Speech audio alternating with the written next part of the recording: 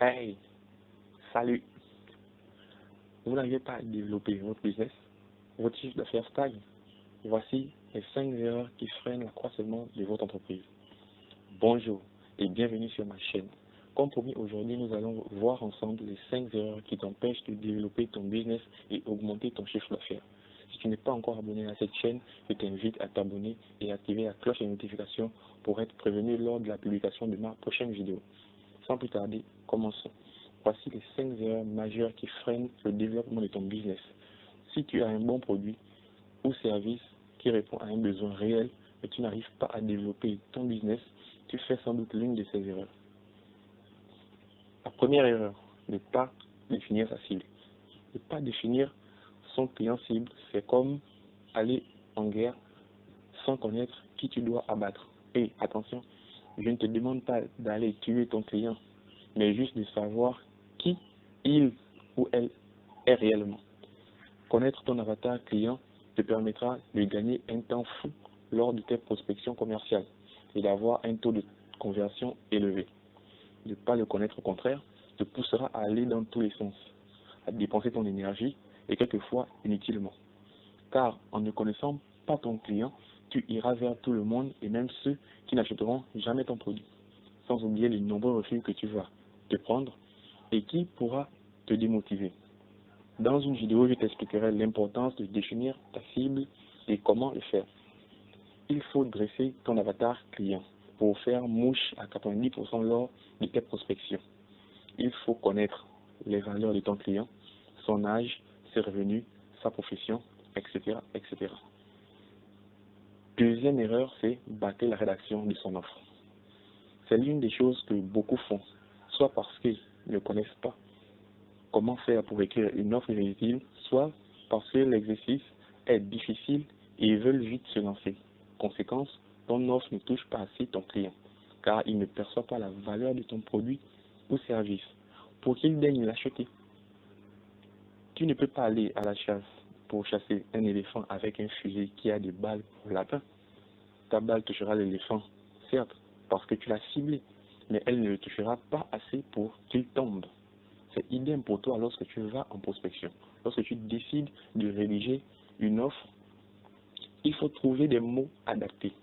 Entre parenthèses, la balle, à ton avatar. Entre parenthèses, éléphant. Donc, vous avez un peu compris la métaphore. La rédaction de l'offre est très importante dans le processus de transformation du ton prospect en client. Passons à la troisième erreur, ne pas planifier. C'est un classique des petites entreprises, des commerciaux et des entrepreneurs. Sans planification, il n'y a pas de succès. Ça, je peux vous l'assurer. Mais tu peux avoir un succès. Il faut noter que cela sera à moyen terme.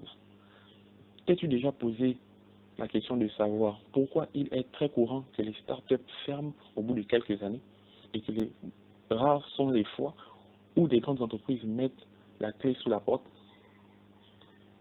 C'est en partie à cause de cette différence, la planification.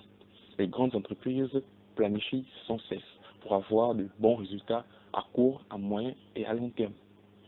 En planifiant, ils ont ainsi le contrôle sur toutes les actions à mettre en place pour atteindre les objectifs fixés dans 1 an, dans 3 ans, dans 10 ans et même encore plus. Si une action n'a pas l'impact attendu, elle est soit révisée pour qu'elle cadre mieux avec les objectifs fixés, soit remplacée par une autre action. Grâce à la planification, tu as une maîtrise parfaite sur les actions qui te permettront d'atteindre tes objectifs. Passons à l'erreur 4. L'usage des canaux d'information non adaptés. Alors, le canal d'information est autant plus important que la définition de la cible potentielle, la rédaction de l'offre et la planification vue précédemment.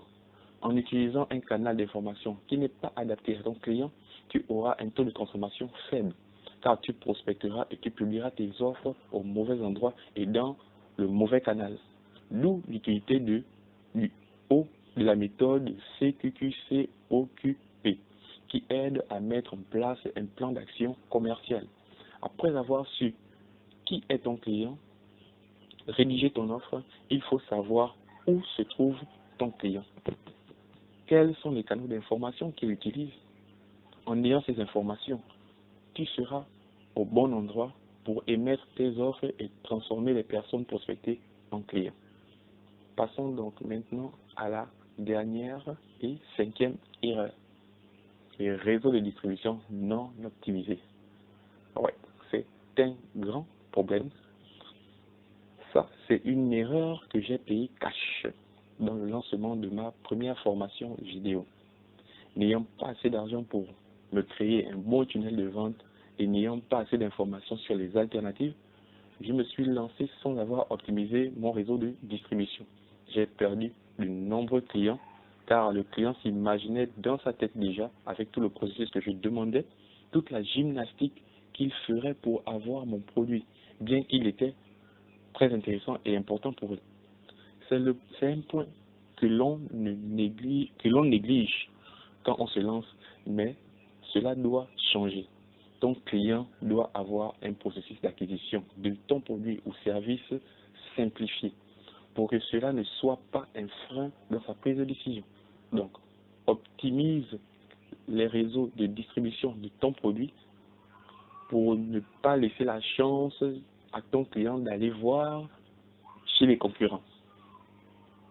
Alors, en résumé, pour développer votre business et accroître votre chiffre d'affaires, vous devez veiller à ne pas commettre ces erreurs. La première erreur à ne pas commettre, ne pas définir ton client cible.